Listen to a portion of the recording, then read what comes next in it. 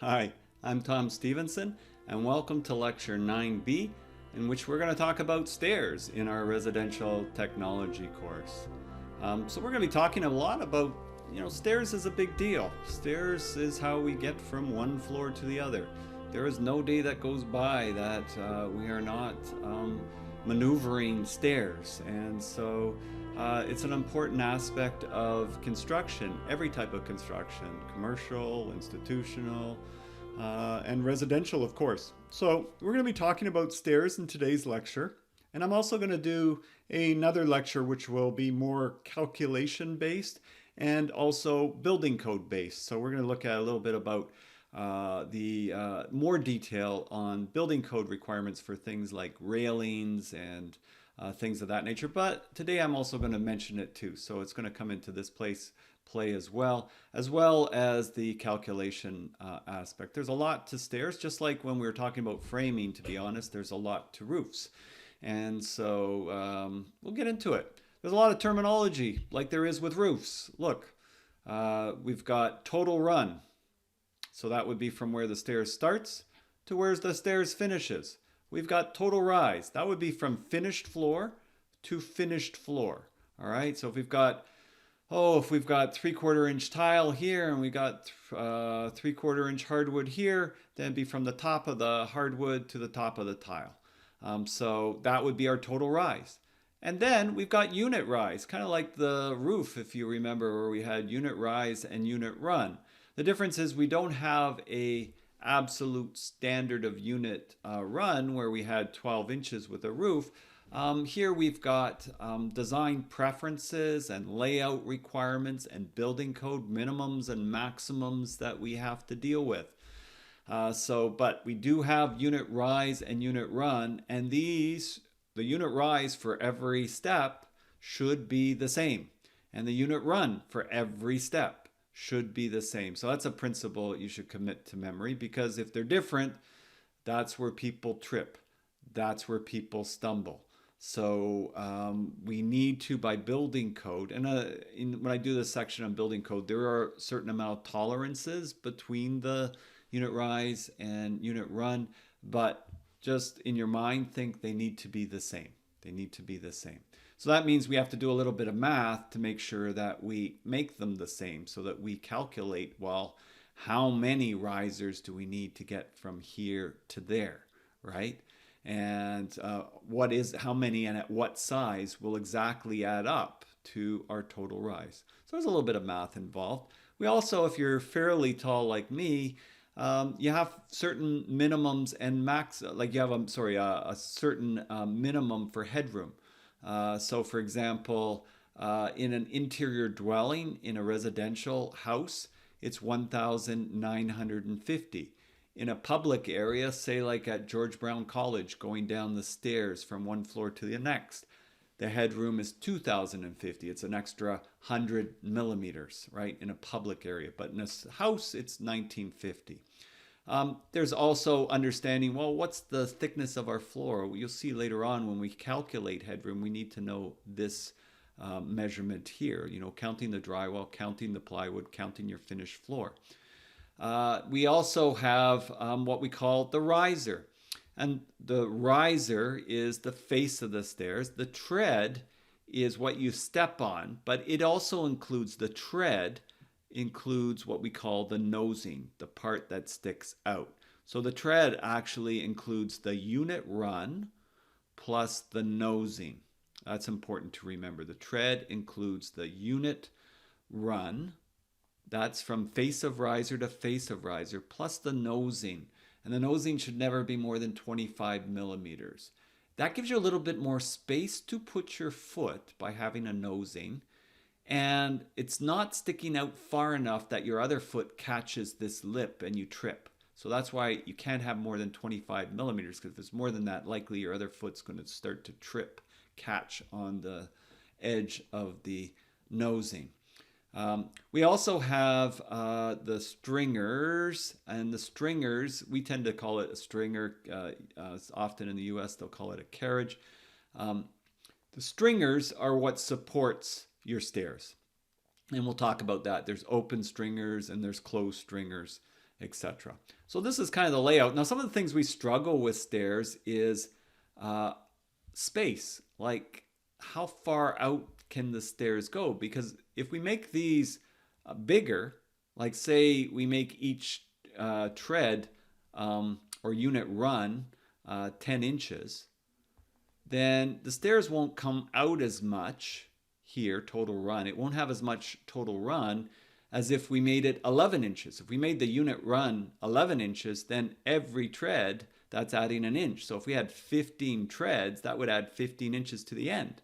Well, how much space do we have at the end? Also, when we make this longer, it pushes the stairs this way, which could mean that you don't have enough headroom now. So we have headroom requirements that we have to deal with as well. We call this the stairwell opening. That's the opening that we need to have. So what size opening do we need to have enough headroom so we don't bump our heads and we meet the building code requirements? So there's a lot of things we got to think about with stairs. And the designer usually has thought these things through, but you know what? It's, in my experience, it's not bad to check them in the drawings yourself to make sure that things are going to work. It's not bad. It's being proactive, right? Designers make mistakes like everybody else. And if you make the stairwell opening too small, well, it's going to mean a lot of extra work later on to open it up and to fix it, right? So we try to minimize rework from that perspective. If you weren't clear, this is a nice little close-up of it. So the nosing is the part that sticks out from the face of riser, should not be more than 25 millimeters. This is the riser, and your unit rise is this, and your unit run from face of riser to face of riser, right? And the tread is the member that goes from here to there. So when we go on stairs, there's what we call the ideal rise and run, and there's some debate on this, you know, depending on what you read and what you look at, but it's in this zone. So you can have too steep a rise, and that's why the building code gets in. Put yourself, I mentioned in the previous video, How to Win Friends and Influence People. Dale Carnegie wrote this book in the late 1930s. And it's still on the bestseller list today very often. So it's a very popular book. And one of the big things in the book is to put yourself in the other person's shoes. All right, so imagine that you're an 88-year-old and you've got arthritis in your hips and your stairs have a very high unit rise, right? Unit rise is like 10 inches. That would be a difficult stairs for you to climb. So the building code puts in requirements that makes it that it's reasonably efficient for everybody, and it's not exclusive to certain people. So they try to have certain standards that's reasonable within that realm. And so ideal rise and run, and it actually varies. So I'm dealing with interior residential stairs, and it also varies by provinces. I've noticed the National Building Code, I think, Ontario Building Code hasn't changed theirs to the National Building Code standards yet, I think, but on unit rise, there may be some differences there. So I'm using the Ontario Building Code right now. And again, there's building codes always change. So whatever I'm saying now, you got to check what's the local code. And then if there's something that contravenes here, you've got to adjust it. But if I'm talking about ideal rise, traditionally we would think is 7 inches, right? That's a comfortable rise, and 10 inches for the run. The unit rise would be 7, the unit run would be 10 inches. I know I say rise and run, but I mean the unit rise and unit run here. And if I'm in metric, very close to that is 180 and 250. All right, so very close to that is 180 and 250. So those are very comfortable. Now what I mean by that is, if I make it 7 and 10, its relationship to itself. So I'll get into it actually. Let me get into that. So there's a combination of adding them up. And so I usually go with the simple sort of methodology. There are other methodologies that you can look at, but to keep it simple, 7 and 10 adds up to 17 inches, right? Well, you know what? The odds of this working out exactly to 7 inches, each one of them, is slim to none. So it could work out to 6.5 inches. It could work out to 7.25 inches. But ideally, what you want to do is make the number of risers as close to 7 inches as possible. It's got to work out total rise an even number. So it might not be 7, it might be 6.75. That's fine. So the logic with ideal rise and run is, if I have a unit rise, let's say I have a unit rise of 6.5, right? Then my run should add up to 17 inches, 10.5 inches. So if my rise is 6.5, then my run should add up to 17. So I take 17 minus 6.5, and that would give me 10.5 as an ideal unit run. All right. So what I'm saying with that, and I'm not sure if this is going to get it in the camera, so we'll see. If it doesn't, it doesn't. But usually when I'm in a class, I do this, right? So if I'm going up a stair, so if you can see my knee here, the higher I have to go up with my knee, the less I want to go forward.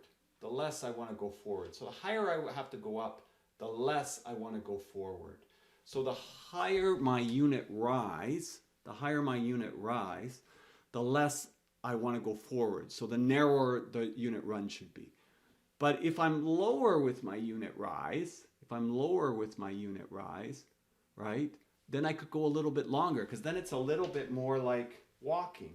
So it's a little bit more like walking than climbing.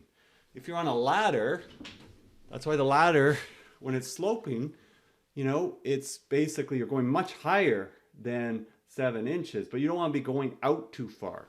So it's a relationship thing that makes it comfortable to use the stairs.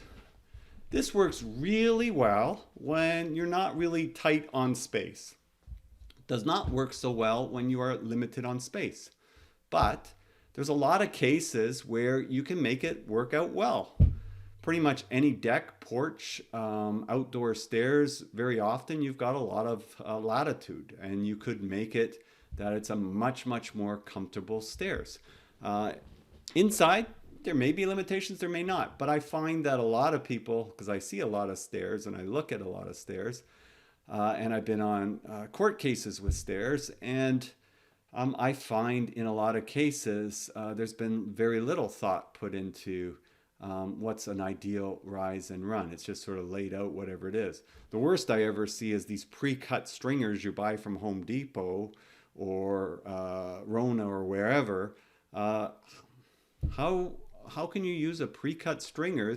It's already pre-cut to a certain rise. So one of the steps, unless you happen to be awfully lucky, is not going to be exactly, usually the top or the bottom, it's going to be different.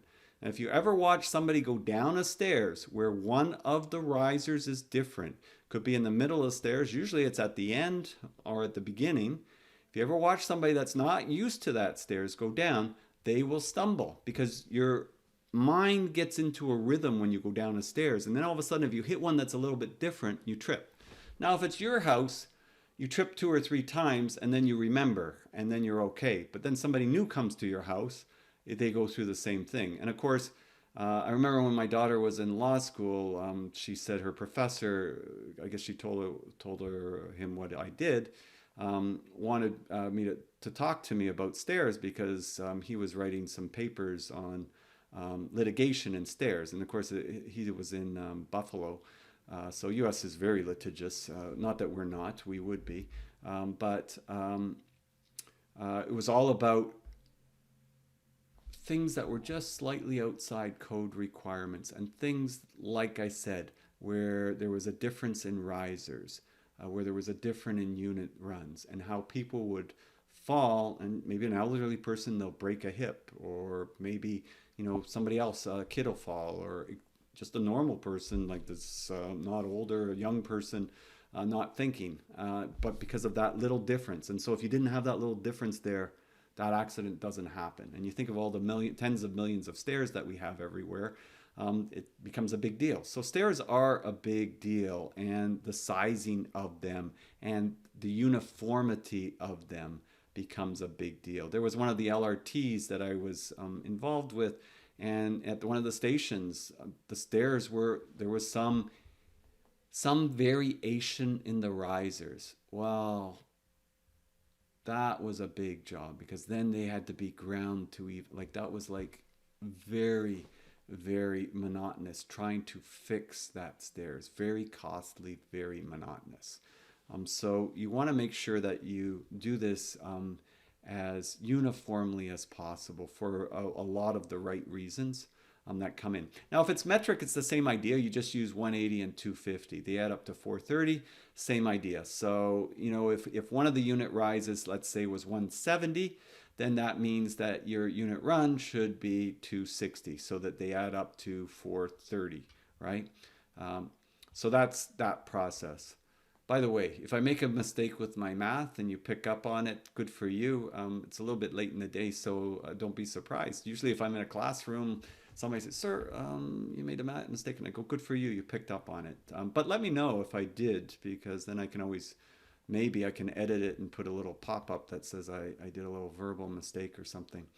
Because it is stairs and it's fairly important. For example, 6.5, as I said, 10.5 run, and so forth. And go through the chapter. I've got the examples sort of like this, really sort of laid out pretty well. I think I spent a fair bit of time trying to simplify it. And I did it in both metric and imperial. ICI, commercial drawings, they're all metric. Residential, they're mostly imperial. So I thought, okay, well, I'll do it in both. The Brook drawings, they're imperial. The Doncaster Whittingtons, they're metric. So you can do whichever way you prefer. I do know it's easier to do in metric, only because you're just dealing with decimals, so that sometimes makes it a little bit easier mathematics-wise. That's all. So if I have a residential stairs with a 2600 total rise, remember, is this from here to there, total rise. Right? And an unlimited run. So right now, I'm not worried about the headroom. So I'm not worried about that. So an unlimited run says I'm not really worried about how long this goes. If it's an extra 10 or 15 inches, I'm not too worried about it. I'll talk about that sometimes you are, a lot of times you are worried about that, but in this case, you're not. So you divide 2600 by 180. And that will tell you how many risers. So if it says 14.44, then you can round it down. If it said 14.6, you could round it up. If you want to keep it below 180, round it down. All right. So if you want to keep it below 180, round it down. So that would be 14. If I take that, that'd be 14. It can never be 14.44. It's going to be 14, because we got to have an even. We got to make them even. So then we just take our 2600 again, and now we're dividing by 14, because we want to have 14, and that works out to 185.7. So there I was off. You'd have to even go one less than that. So 185.7 or 186 millimeters. You could actually maybe have gone to 13, but that might have caused another problem. So, sorry, 14, you could have gone to 15 risers. That's where I'm getting mixed up. So divide 2600 by 14 risers, the unit rise 185 or 186 millimeters. So inside residential purposes. All right. To determine the ideal unit run, use the standard convention 430 and subtract 186, and that gives you 244 millimeters. So now, if we have 14 risers at 185.7 millimeters or 186, then that means we're going to have 13 treads. You will always have one less tread than riser. You will always have one less tread than riser. So you remember that. With a unit run of 244 millimeters, right? And so these two add up to 430. Why will you always have one less? Well, because up here, there's your last riser. This is the landing. That's why you have one less. You don't count the landing or the second floor, right? So that's why you've got one less. You've got this riser over here, the stairwell header. That's still a riser. That's got to be exactly that height. So when it said 14, it was counting 1, 2, 3, 4. It would have been 14 all the way down. Not necessarily this image, but the stairs that we did that calculation for. So that's how we do it evenly. In Imperial, we do the same thing. We do the same thing. So now we're dealing with inches, and we're looking at 7 and 10. 7 being the ideal unit rise. So we got to convert this 8 foot 10 inches total rise. Remember, from top of the first floor to the top of the second floor as an example, finished floor. And so that would be, we would have 96 plus 10 inches, 106 inches. Then we're going to divide by 7. That gives us 15.14 or 15 risers. Then we're going to take that same 106 inches from over here, and we're going to divide it by 15, because we just figured out 15, and that's going to give us 7.06 inches. So if you're good with decimals, that's all you need to know. But I like to know with a tape measure what it is. So I take 0.06. If I want to know to the nearest 16th, multiply by 16, and I'll determine the number. So that's going to give you 1/16 of an inch. All right. So we got 0.06. So that's going to give you 1/16 of an inch, right? So that we get to that 0.06. I'm not sure where that number is coming from, but basically it's going to end up being 0.96 of a 16th. So that's 1/16 of an inch. Therefore, each unit rise is 7 1/16 inches. 7 1/16 inches. Okay? Yeah, I'm not sure where this number is coming in from. So therefore, each unit rise is 7 1/16 inches. So, so that would mean that we would have, did not have that, yeah. Then on the next one, we want to figure out the unit run. So we got 7 1/16, and we're going to subtract that from 17.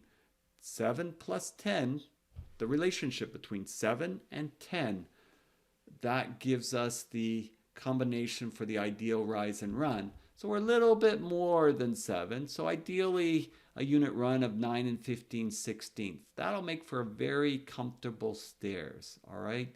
It'll be a very comfortable stairs. And if we had 15 risers with a unit rise of 7 1/16, then we have 14 treads at 9 15/16. So remember, treads are going to be horizontal. And one thing here, I said treads. You know what? I fall into this trap sometimes. I really should have said unit run, right? 14 unit runs, because treads counts the nosing. And the nosing, we would be adding 1 inch to that, right? So really should have said unit runs here at 9 15/16. But all I meant was the horizontal parts, because a lot of people associate with that. So that's kind of the simple of how you can calculate unit rise and unit runs for stairs. Headroom requirements, there's a calculation process we go for that, but these are the standard heights for stairs. This is from the National Building Code. I think Ontario really, if I recall correctly, only has the 1950 and the 2050. So this is like for public stairs, shared stairs. This is for inside your dwelling unit. So I just focusing on the 1950 and the 2050. Remember, these are minimum standards. There's nothing to say you couldn't make it more than that. Like that's fine, right? And usually I try to have more than that because I don't like bumping my head. The other thing is, ever try getting up some mattresses and things of that nature. The more space you have, the easier it is to get up. Remember, if you're ordering something like a king-size bed, you probably want to get two. You want to get 2 boxes for it. You don't want to have 1 box. You never get up the stairs. So keep those things in mind. It's all about also moving things around, like I talked about with doors in the last lecture. I want to have a big enough opening I can get stuff through it. I think the architects and designers could do a lot better job on that. Calculating stairwell opening sizes, building codes could change on that too, just to make it more barrier-free access. So stairwell opening, if you're pretty good at math, it's not a big deal actually to figure out. And in my book, I have sort of the formulas. You can just plug the numbers in, but I actually prefer thinking about it sort of this way, sort of with thinking about my unit rise over my unit run, and thinking about headroom plus floor thickness, stairwell opening. I like thinking in terms of similar triangles, and I'll show you in the picture. So if we had a unit rise of 186 and a unit run of 244, I think that was my previous example where I did this, right? And we came up with the 186 and the 244. So we're taking this example forward. So we now have 186, 244, and we have a headroom size of 1950. So I'm just taking the building code minimum, the headroom size. And that, again, you just lay a straight edge across the stairs and you measure vertically up to that point here, the narrowest point where you're going to hit your head. And so then what I need to do is take my floor thickness and then divide by X. Now X is going to be my stairwell opening. So X is going to be the stairwell opening that I'm after. So if I put this into this drawing here, this is probably my best bet. Take that information and put it into this sort of drawing here. My total rise, we've calculated 186, 244, the runs divided, and we've got that 244. What I want to do is I want to figure out what opening size do I need to make to have this headroom. So to do that, I need to know how thick my floor is. So the size of the joists, 1/2 inch drywall, maybe a 3/4 inch subfloor, maybe a 3/4 inch hardwood. So if I add those up, I'm saying they're 300 millimeters. All right, my joist size, my drywall, my subfloor, my hardwood, it all adds up to 300 millimeters. That's what I'm saying here. I need to know that. So I put that in, and so I take that and I add this plus that. And I sort of go, all right, so that plus that. Now, that is a vertical measurement. That's a vertical measurement, right? And I'm trying to figure out a horizontal measurement. So I want to think about this in terms of similar triangles. So this is 186 and 244, what we calculated. So this gives me a slope here like this. But if I was to take this triangle here, it gives me the same slope. You notice how the slope is the same angle. So what I'm doing is I'm taking this triangle here and I'm making another bigger triangle. And I know this side because this side is my 1950 plus 300. That equals 2250. And so then if I know this and I know that, then I can solve for X. And solving for X is that basic algebra right here. So then it's going to, if I cross multiply, that'd be 186X. If I add that up, which is your 2250, and I multiply that by 244, and then I end up dividing that by 186, I can actually solve for X. And that's going to give me 2952, doing that cross multiplication and that math. So that's how I can figure out my rough size opening. Now, that actually would, that 2952 would actually give me the finished opening that I would need. And then I got to allow extra for, if I'm putting a 3/4 inch, say it's a oak riser in here, and I got to allow a little bit extra for my 1/2 inch drywall over here. So you know what, I would probably be adding in my opening a couple of inches just to be safe, or 50 millimeters just to be safe on my rough opening, to make it a little bit bigger from that perspective, right? But that's how you're working to the minimum headroom. Now, if I wanted to have it bigger headroom, I could just use a different number here. So this is using the building code. I could have used 2050 or 2100. It just means that this is going to be getting wider, right? So what's going up here, that compromises some of my floor space on the second floor. So designers are always worried about the floor space. The other thing I could do, because we did the ideal rise and run, I could shorten my run that would move the stairs backwards. And that, if I move the stairs back a little bit, that's going to give me a little bit more headroom. So I'd be plugging in a different number here than 244. So that would be helpful too. An important thing to remember with this formula is it doesn't really matter what you use for the numerator and the denominator. You know, if I had this flipped around, but what I got to remember is if I have unit rise as the numerator, then I better have my vertical height as the numerator over here. If I have my unit run over here as the denominator, then I better have x as the denominator here, because unit run is horizontal and my stairwell opening is a horizontal. That's a horizontal measurement, and unit run is a horizontal measurement. So I've got to have them on the same plane with each other. If I have them both flipped, it's okay as long as both of them are flipped. So that's important too when you're plugging that in. Because personally, that's how I don't remember the formula. I just look at this and I just work it out because I know the similar triangles, and then I just solve for x. I like that better than remembering formulas. But today, you know what? You can, on your iPad or whatever, you can just look stuff up pretty quickly. So memorization is a little bit passé, but you still have to know how the formula works. And you got to be careful because you got to know how actual pieces are going in. You got to remember to add a little bit onto each side for the actual rough opening. You know, like whatever finish are coming in, because they're shortening that. So you don't want to have it that all of a sudden the inspector lays a straight edge across here and you're too tight. And so I always also add a little bit extra, because if there's a nosing on the stairs, that actually pushes it slightly. So you don't want to be right on. You want to give yourself a little bit extra space when you do this.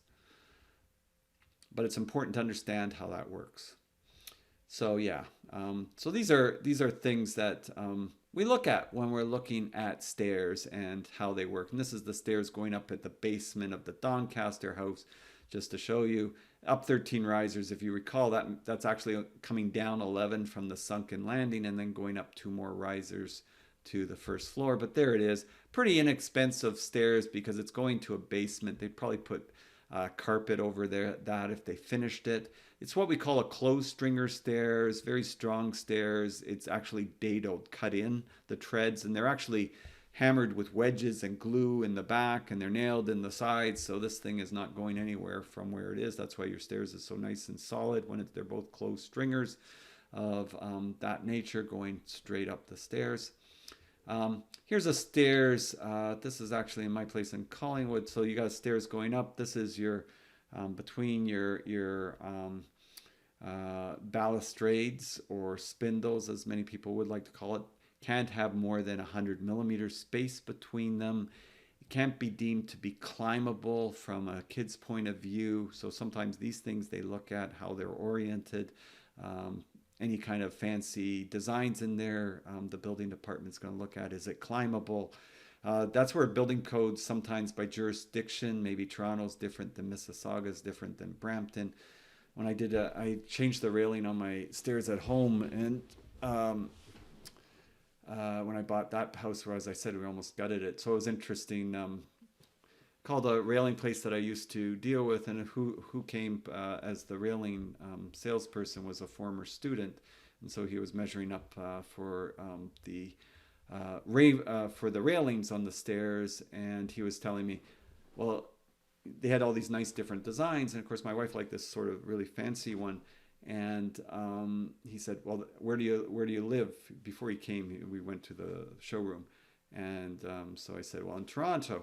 And he goes, oh, you can't use that one in Toronto. You can use it in Mississauga, not Toronto. Toronto thinks it's climbable. So how they interpret railings, it can't be climbable. Well, is your kid really athletic and able to climb anything, or is your kid not too athletic? So kind of like there's these gray areas sometimes, how municipalities who enforce the building code interpret it. They try to rationalize it. That's why you have Toronto Area Chief Building Officials Committees, but sometimes you get into some nuanced differences. So this on the side here, that's a closed stringer. So that's a closed stringer on a stained stairs.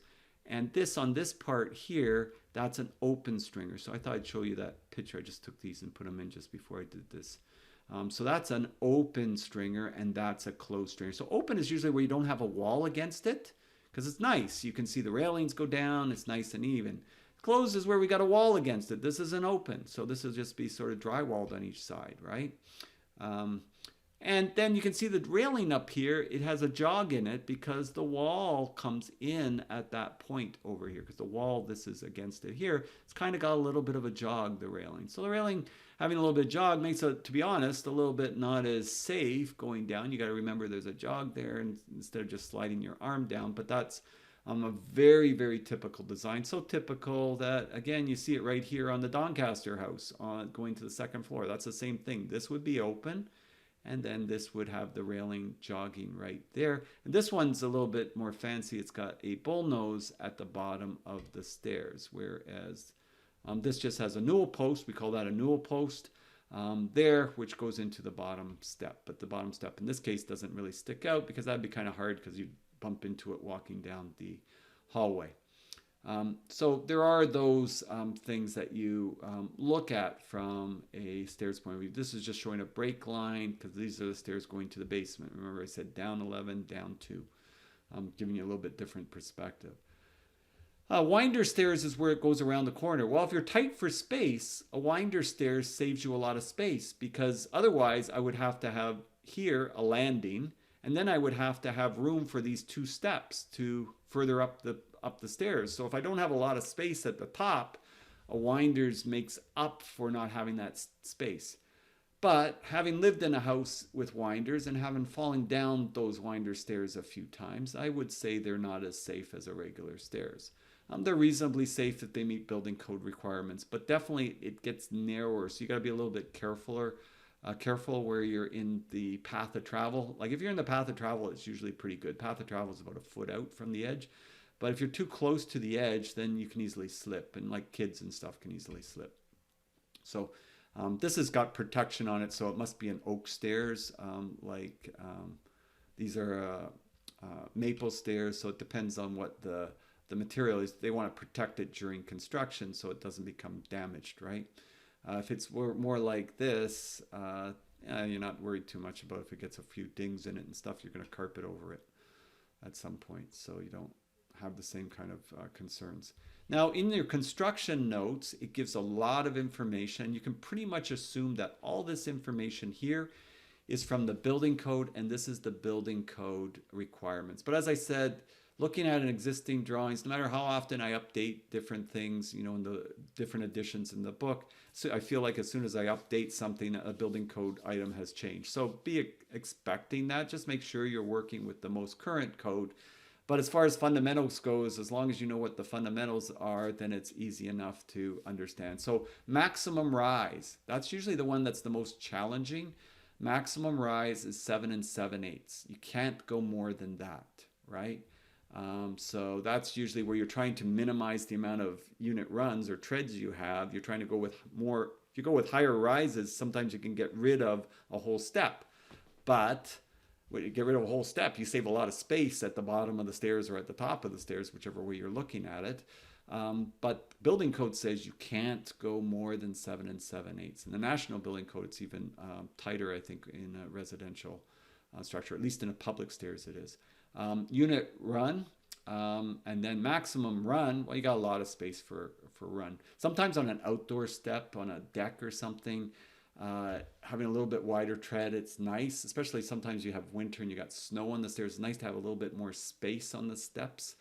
14 inches is the maximum, but sometimes having like a 2x6 and a 2x8, that would give you, well, that would be 14 inches, but it's not 14 inches because you lose a half and a half. So it's usually a little bit less than 13 inches. It gives you kind of a comfortable step on a deck, just as a guideline. Minimum rise, because sometimes if they're too close, you won't notice it. You'll trip over it, right? Minimum run. Minimum run, you can get away with a tight run, not a comfortable stairs. Like there's this one near the mall near where I live, Bayview Village, and they've got it from the subway down to the mall. And it's tight, attached to this condo that was built, but they kind of did this public stairs from the subway to the mall. And they had all the room in the world.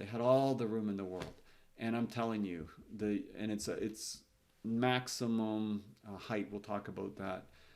in the next session I do. But I'm telling you, each step I did, and you know what? I had a tape measure one day and I measured it, and it was exactly this. Like it was like at the borderline, and it's not a comfortable stairs to go down in winter. Not comfortable at all.